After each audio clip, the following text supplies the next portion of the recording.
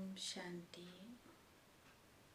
आज की मुरली में बाबा ने पढ़ाई पर अटेंशन खिंचवाया है। बच्चों को कभी भी मुरली मिस नहीं करनी चाहिए। कई बच्चे देह अभिमान में आकर के मुरली मिस कर देते हैं और ये सोच समझते हैं अगर हमने मुरली नहीं सुनी तो क्या हुआ। लेकिन बाबा ने कहा ये बहुत बड़ी गफलत है, क्योंकि सारे डायरेक्शन हमें बाबा की मुरली में ही मिलते हैं। सोचो अगर कोई डायरेक्शन हमें ऐसा मिला और जो हमारा जीवन बदल सकता है और हमने अगर मुरली मिस कर दी तो वो शब्द जो हमारे जीवन को बदलने वाले थे वो भी मिस हो जाएंगे। तो इसलिए अपने ऊपर ये अटेंशन देना है कि हमें कुछ भी हो जाए, कैसी भी हालत हो, लेकिन बाबा की मुरली को मिस नहीं करना है। तो आज के 15/5/20 के प्यारे बाबा के महावाक्य हैं। बाबा समझाते हैं, मीठे बच्चे तुम्हारा मुख अभी स्वर्ग की तरफ है। तुम नरक से किनारा कर स्वर्ग की तरफ जा रहे हो, इसलिए बुद्धि का योग नरक से निकाल दो। क्या कहा बाबा ने? तुम्हारा मुख अभी स्वर्ग की तरफ है, तुम नरक से किनारा कर स्वर्ग की तरफ जा रहे हो, इसलिए बुद्धि का योग नरक से निकाल दो। तो आज बाबा ने प्रश्न पूछा, सबसे ऊंची और सूक्ष्म मंजिल कौन सी है, उसे पार कौन कर सकते हैं? सबसे ऊंची और सूक्ष्म मंजिल कौन सी है, उसे पार कौन कर सकते हैं? तो बाबा ने बताया, तुम बच्चे स्वर्ग की तरफ मुंह करते, माया तुम्हारा मुंह नरक की तरफ फेर देती है। अनेक तूफान लाती है, उन्हीं तूफानों को पार करना यही सूक्ष्म मंजिल है। कौन सी सूक्ष्म मंजिल है? हाँ? कि बाबा हमें हमारा मुंह स्वर्ग की तरफ करते और माया हमारा मुंह नरक की तरफ कर देती है। अनेक तूफान लाती है, उन्हीं तूफानों को पार करना यही सूक्ष्म मंजिल है। इस मंजिल को पार करने के लिए नष्टो मोहा बनना पड़े। निश्चय और हिम्मत के आधार पर इसे पार कर सकते हो। हाँ? कौन सी दो बातें चाहिए? एक निश्चय और दूसरा हिम्मत। उसके आधार पर इसे पार कर सकते हो। विकारियों के बीच में रहते हुए निर्विकारी हंस बनना यही मेहनत है। गीत है, निर्बल से लड़ाई बलवान की, ये कहानी है दिए और तूफान की। ओम शांति। बच्चे जो सेंसिबल है वे तो अच्छी रीति समझते हैं। जिनका बुद्धि योग शांति धाम और स्वर्ग की तरफ है, उन्हों को ही तूफान लगते हैं। बाप तो अभी तुम्हारा मुंह फेरता है, अज्ञान काल में भी पुराने घर से मुंह फिर जाता है, फिर नए घर को याद करते हैं कि कब तैयार हो। अभी तुम बच्चों को भी ध्यान में है, कब हमारे स्वर्ग की स्थापना हो, फिर हम सुख धाम में जाएंगे। इस दुख धाम में से तो सबको जाना है। सारी सृष्टि के मनुष्य मात्र को बाबा समझाते रहते हैं, बच्चे अभी स्वर्ग के द्वार खुल रहे हैं। अब तुम्हारा बुद्धि योग का होना चाहिए, स्वर्ग की तरफ होना चाहिए। हेवन में जाने वाले को कहा जाता है पवित्र, हेल में जाने वाले को अपवित्र कहा जाता है। गृहस्थ व्यवहार में रहते हुए बुद्धि योग हेवन की तरफ लगाना है। समझो बाप का बुद्धि योग हेवन की तरफ है और बच्चे का हेल की तरफ है, तो दोनों एक घर में कैसे रह सकते हैं? हंस और बगुले इकट्ठे रह नहीं सकते ना, बहुत मुश्किल है। उनका बुद्धि योग है ही 5 विकारों की तरफ। बाबा ने कहा एक का 5 विकारों की तरफ बुद्धि योग है, तो बाबा ने कहा वह तो हेल की तरफ जाने वाला है, वह हेवन की तरफ जाने वाला है, दूसरा हेवन की तरफ जाने वाला है। दोनों बाबा ने कहा फिर क्या करना चाहिए? जरूर घर में झगड़ा चलेगा। कहेंगे ये भी कोई ज्ञान है कि बच्चा शादी ना करे? गृहस्थ व्यवहार में रहते तो बहुत हैं, बच्चे का मुख किस तरफ है? हेल की तरफ है। वे चाहते हैं नरक में जाएं। बाप कहते हैं कि नरक की तरफ बुद्धि योग ना रखो, परंतु बाप का भी कहना नहीं मानते हैं। फिर क्या करना पड़े? तो बाबा ने कहा इसमें बड़ी नष्टो मोहा स्थिति चाहिए। ऐसी सिचुएशन हो तो नष्टो मोहा स्थिति होनी चाहिए। ये सारा ज्ञान आत्मा में है। बाप की आत्मा कहती है इनको हमने क्रिएट किया है, मेरा कहना नहीं मानते। कोई तो ब्राह्मण भी बने फिर भी बुद्धि हेल की तरफ चली जाती है। तो जैसे कि एकदम रसातल में चले जाते हैं। बच्चों को समझाया गया है ये ज्ञान सागर की दरबार है। किसकी दरबार है? ज्ञान सागर की दरबार है। भक्ति मार्ग में इंद्र की दरबार गाई जाती है। कहते हैं ना, पुखराज परी, नीलम परी, मानिक परी, बहुत ही नाम रखे हुए हैं, क्योंकि ज्ञान डांस करती हैं। हाँ, कौन सा डांस करती हैं? ज्ञान का डांस करती हैं। किस्म किस्म की परियां हैं, वह भी पवित्र चाहिए ना। अगर कोई अपवित्र को ले आएंगे तो दंड पड़ेगा। इसमें बहुत ही पावन चाहिए। ये मंजिल बहुत ऊंची है, इसलिए झाड़ जल्दी जल्दी वृद्धि को नहीं पाता है। बाबा जो ज्ञान देते हैं उसे कोई नहीं जानते हैं। शास्त्रों में भी ये ज्ञान नहीं है। जो बाबा बता रहे हैं वो बिल्कुल नई बातें आकर के सुनाते हैं। इसलिए थोड़ा भी निश्चय हुआ फिर एक ही बाबा ने कहा क्या कर देती है? माया थप्पड़ लगा देती है। तूफान है ना, छोटा सा दिया उनको तो तूफान एक ही थपेड़ में गिरा देती है। दूसरों को विकार में गिरता देख करके खुद भी गिर जाते हैं। तो बाबा ने कहा इसमें बहुत बड़ी बुद्धि समझने की चाहिए। गायब भी हुआ है, अबलाओं पर अत्याचार हुए। बाबा समझाते हैं बच्चे काम महाशत्रु है। बाबा क्या कह रहे हैं? इसमें से तो तुम्हें बहुत नफरत आनी चाहिए। बाबा बहुत नफरत दिलाते हैं। आगे बाबा ने कहा ये बातें नहीं थी, हेल तो अभी है ना। द्रौपदी ने भी पुकारा, ये अभी की बात है। बाबा ने कहा अभी महाभारत चल रहा है, घर घर में रामायण और घर घर में महाभारत चल रही है। कितना अच्छी रीति से बाबा समझाते हैं, फिर भी बुद्धि में बैठता नहीं है। ये गोले का चित्र तो बहुत अच्छा है। कहते भी हैं गेट वे टू हेवन। इस गोले के चित्र से बहुत अच्छी रीति समझ सकते हैं।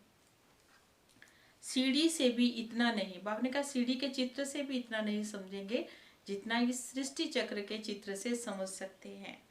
दिन प्रतिदिन करेक्शन भी होती जाती है ना।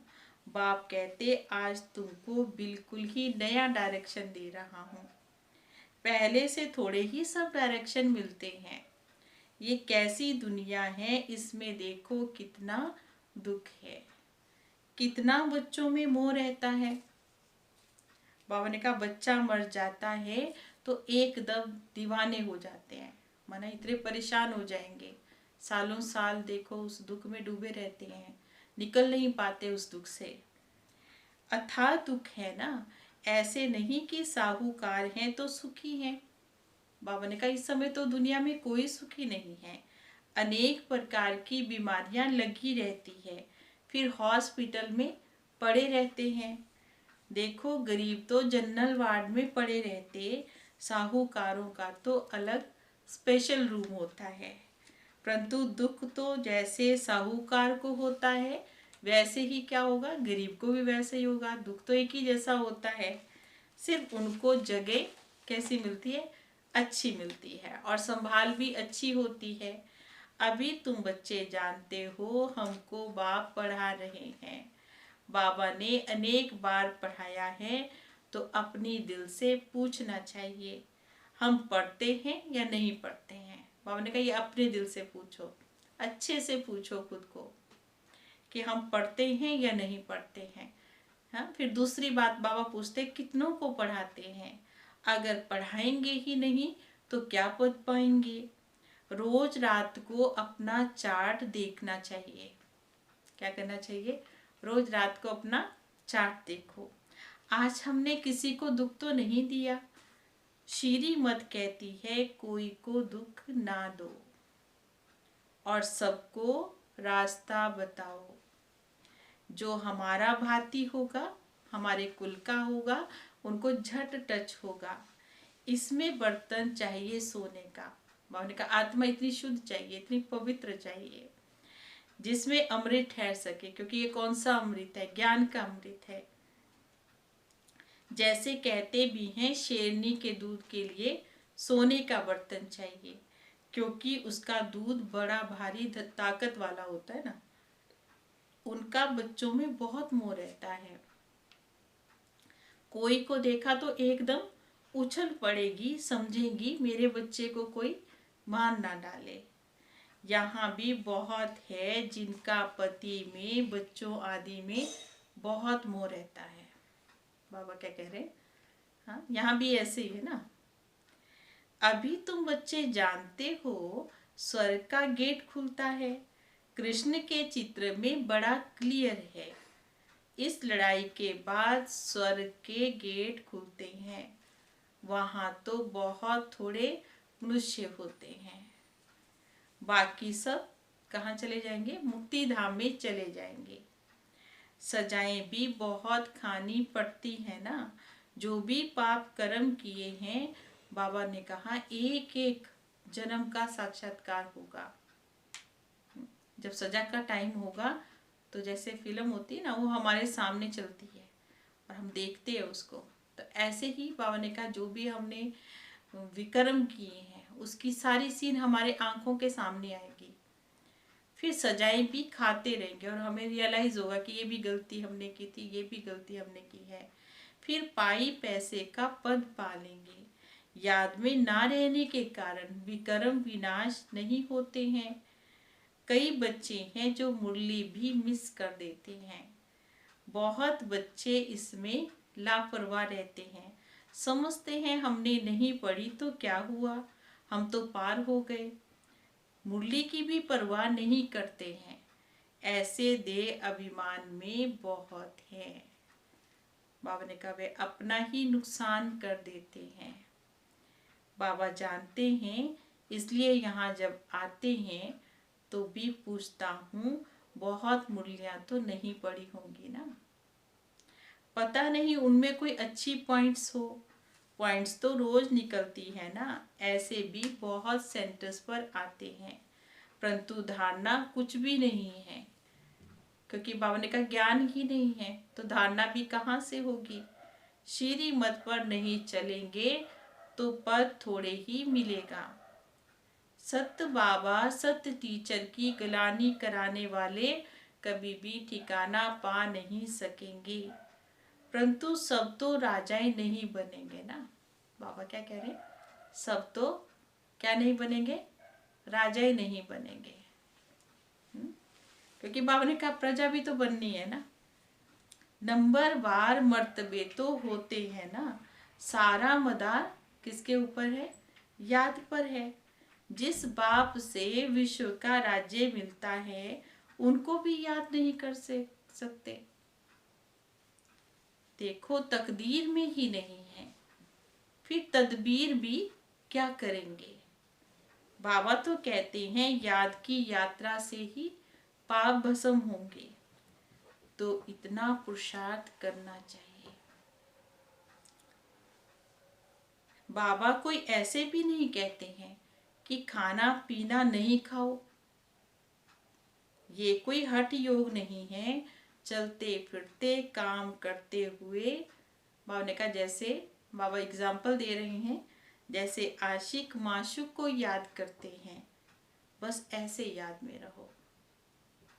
खाना बनाओ, जो भी कार्य करना है वो सब करो, बाबा ने कहा। खाना बनाते हुए, स्थूल कार्य करते हुए, ऑफिस जाते हुए, हाँ, जो भी धंधा दूरी आदि करते हैं, बाबा ने कहा वो सब करते हुए क्या करना है, बस बाबा को याद करना है। उन्हों का तो नाम रूप का प्यार होता है। ये लक्ष्मी नारायण विश्व के मालिक कैसे बने, किसी को भी पता नहीं है। तुम तो कहते हो कल की बात है ना, ये राज्य करते थे मनुष्य तो लाखों वर्ष कह देते हैं। माया ने मनुष्यों को बिल्कुल ही पत्थर बुद्धि बना दिया है। अभी तुम पत्थर बुद्धि से पारस बुद्धि बन रहे हो। पारसनाथ का मंदिर भी है ना, परंतु वे कौन है? शिव बाबा को ही कहते हैं ना पारसनाथ। बाबा ने कहा लेकिन ये कोई नहीं जानते, मंदिर है लेकिन कोई नहीं जानते। मनुष्य बिल्कुल ही घोर अंधियारे में है।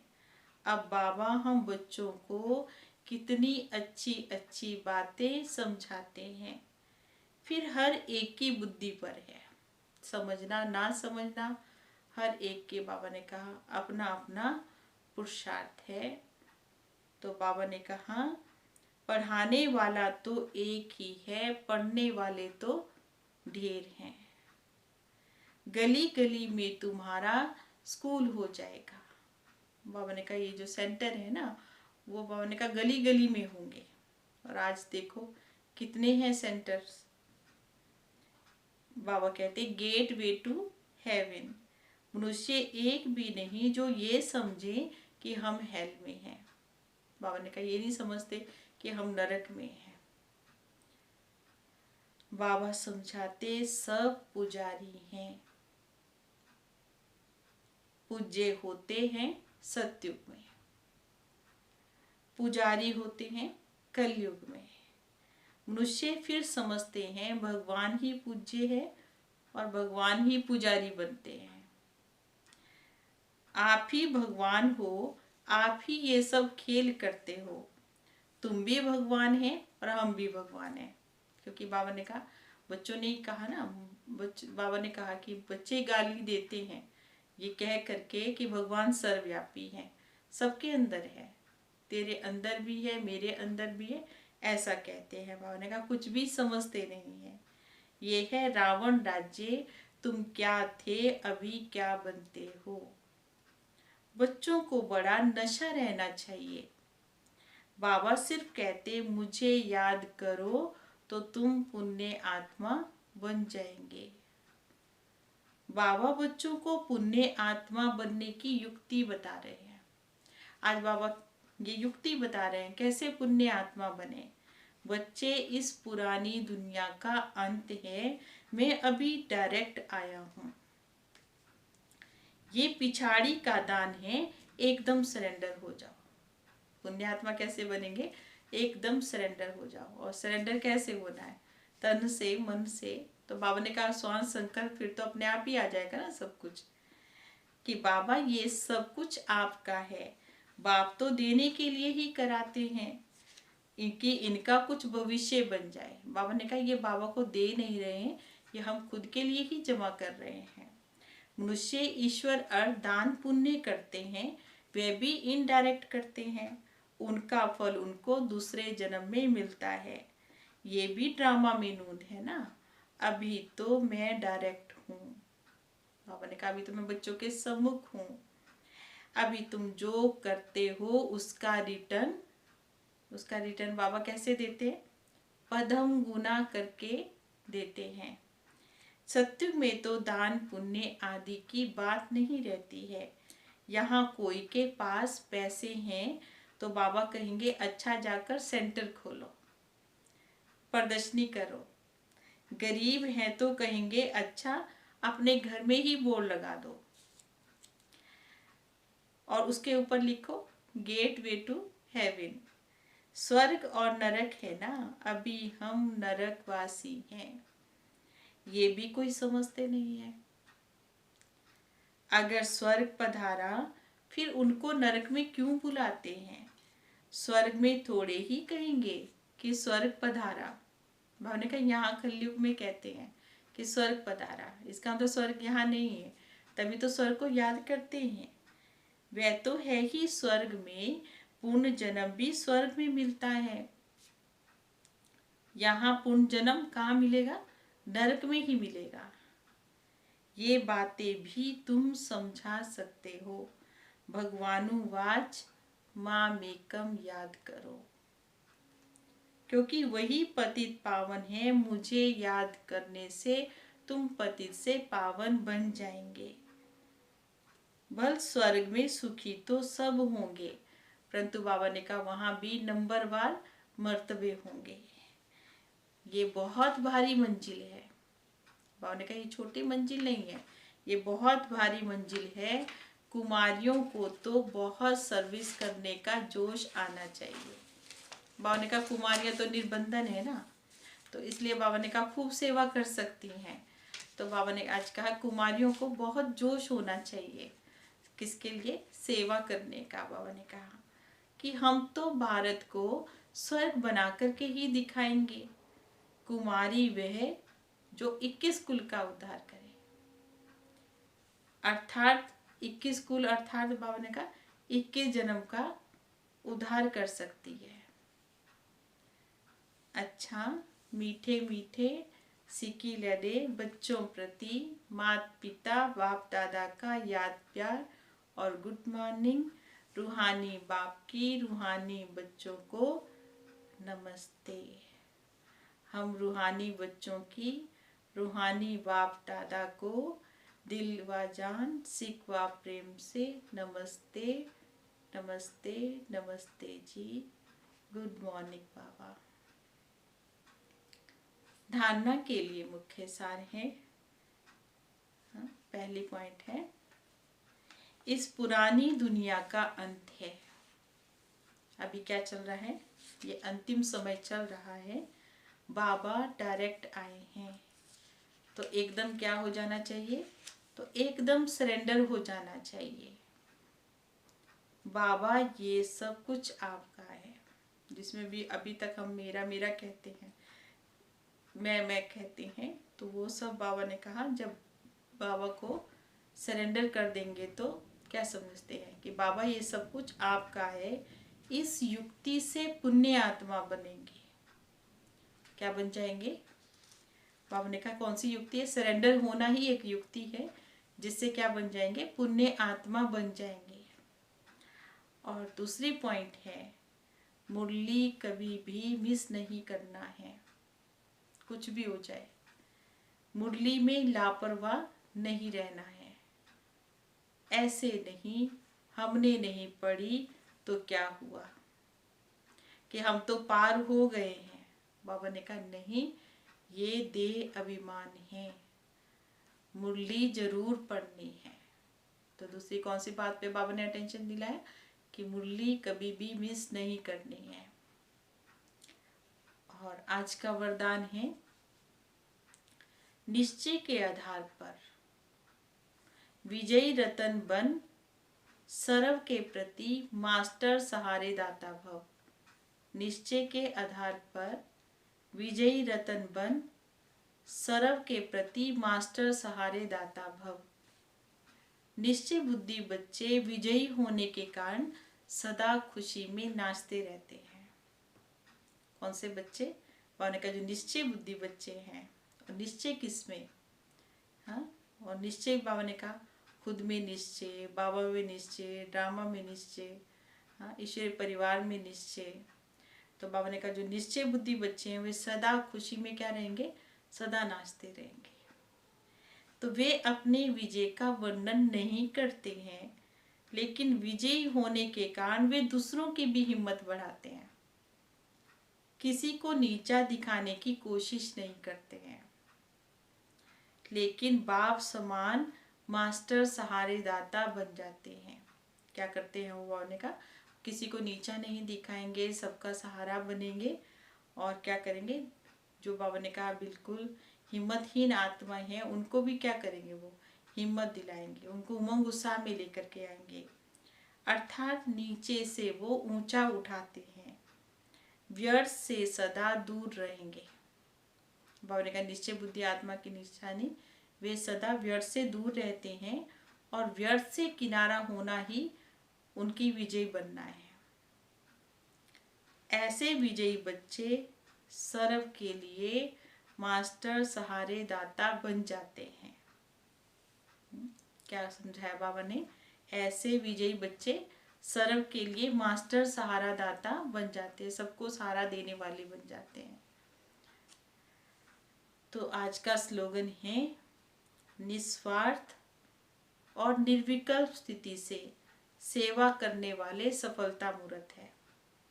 निस्वार्थ और निर्विकल्प, कोई संकल्प नहीं, कोई विकल्प नहीं। बाबा ने कहा किसी प्रकार का भी थोट ना चलना। तो बाबा ने कहा ऐसी स्थिति से जब सेवा करते हैं तो क्या बन जाते हैं? सफलता मूर्त है। कौन सी भावना? बाबा ने 2 बातें पक्की कराई, निस्वार्थ और दूसरा निर्विकल्प। और आज की मुरली में बाबा ने निश्चय और हिम्मत की बात भी बताई कि अगर निश्चय और हिम्मत बच्चों के अंदर है तो क्या बन जाते हैं? बाबा ने कहा माया पर वो सहज ही विजय पा सकते हैं और तूफान, माया के तूफान तो आएंगे। और नष्टो मोहा, बाबा ने कहा निश्चय और हिम्मत है तो उसके आधार पर ही माया पर विजय प्राप्त कर सकते हैं। और नष्टो मोहा, बाबा ने कहा बनना है किसके लिए? क्योंकि ऊंची मंजिल हम अभी उसके लिए पुरुषार्थ कर रहे हैं। कहाँ जाना है हमें? स्वर्ग की तरफ जाना है। बाबा ने कहा माया तो क्या करेगी? खींचेगी, नरक की तरफ खींचेगी। लेकिन बाबा ने कहा आप कहीं भी रहते हो, घर में रहते हो, कोई ज्ञान में चलता है, कोई नहीं चलता है, लेकिन उनके बीच में रहते हुए भी क्या करना है? निर्विकारी हंस की तरह रहना है। बाबा ने कहा कमल पुष्प के समान रहना है। जैसे कमल का पुष्प क्या होता है? कीचड़ में होता है, लेकिन गंदगी में होते हुए भी क्या करता है वो? लेकिन वो न्यारा और प्यारा रहता है, गंदगी उसको स्पर्श नहीं करती है।